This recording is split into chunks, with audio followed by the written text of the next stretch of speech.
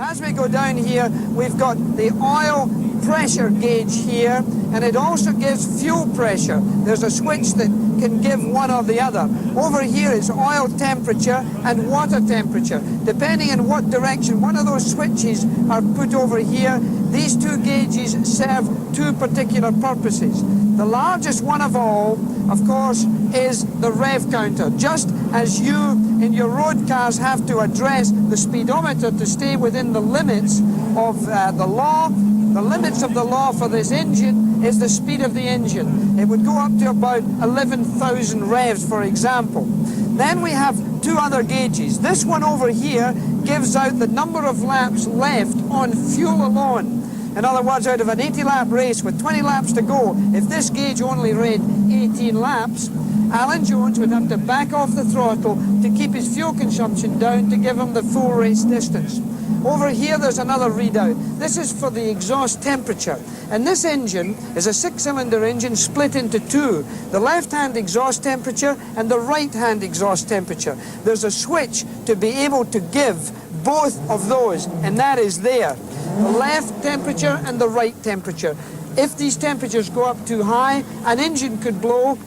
When that happens, the turbo itself would blow, and you'd see a lot of white smoke coming from behind this car.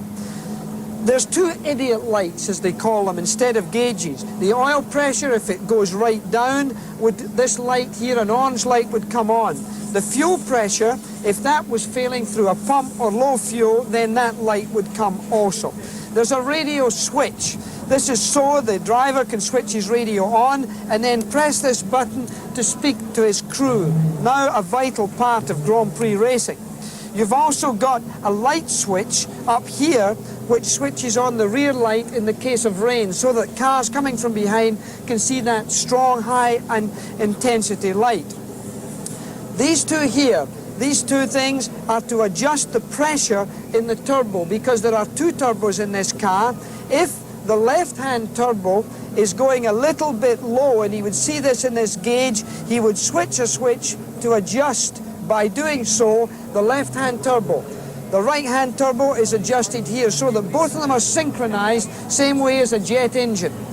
There's a few other points in here that the driver has to address. The roll stiffness. If the car has got too soft a suspension roll in the front, the driver can stiffen that up by turning it to the right, or soften the car off by turning to the left. The brake balance, the ratio from the front brakes to the rear brakes can be changed also, because as the fuel load goes down, the weight distribution changes, and he can adjust the brake balance by doing this.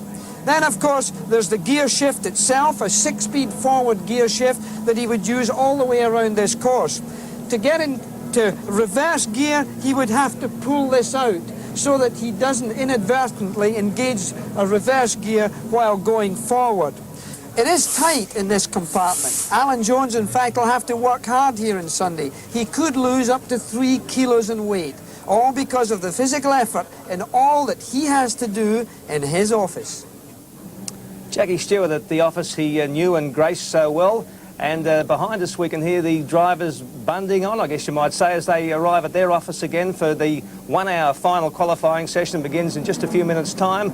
The engines that they're gunning are rather different, though, to the ones that they'll use in the big race tomorrow. Jackie Stewart reports once more. I don't believe in bad luck. I think it's due to poor preparation. That could never be claimed of this team in the relationship to qualifying. It's excellent preparation, masterminded by two men that have allowed Ayrton Senna to have 8 pole positions this year alone. Those two men, Peter Warr and Gerhard, one a team manager, the other an engineer. And this is the equipment that allows Ayrton Senna to get those pole positions. You see these two gearboxes there? They look identical. Wrong. The one on the left, that's a race gearbox. That'll do all 80 laps. The one on the right is only capable of doing 4 fast laps. 2 engines behind me. Look identical. There's parts missing from this one, but they look identical. Wrong. The one on the left is the race engine. It's going to do the full 80 laps. The one on the right is a 4-lap special. It produces about about 1,200 horsepower. This one over here produces around 850 to 900 horsepower in the race. Then there are tyres. Two identical tyres. Wrong again. The one on the left, that's the race tyre. It'll do more laps. This one here has a sticky compound. It only is good probably for a lap and a half to 2 laps of real hard driving by Ayrton Senna. But the real secret of qualifying is in this here. The two turbos. The one on the left is set up to do the whole distance at race boost. This little baby here is set up for those magic 4 laps.